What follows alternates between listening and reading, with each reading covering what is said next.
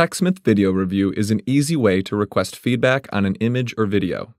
If someone taps you for a review, you'll receive an email that looks like this.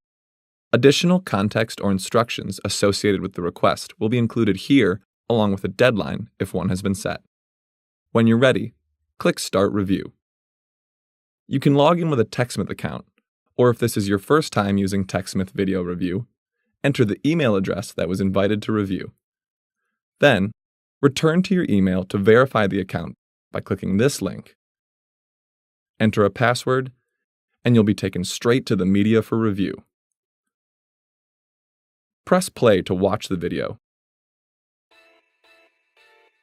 Hey there, I'm Guy. And when you see something you want to comment on, either pause the video or start typing in the comment box, and the video will automatically pause.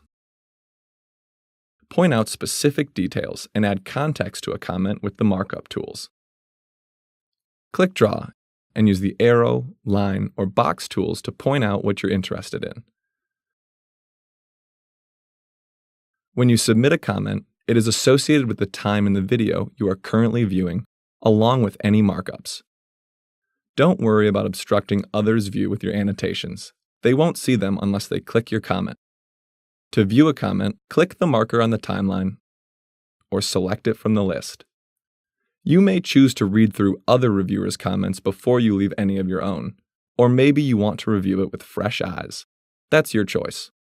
But a good practice is to make sure you're being as tidy as possible for the content owner.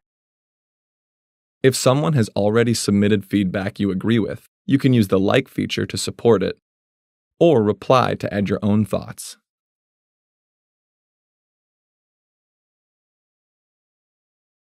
If you submit something by mistake or need to change a comment, click Edit.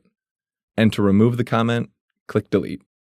As you can see, Video Review makes providing feedback on videos and images quick and painless.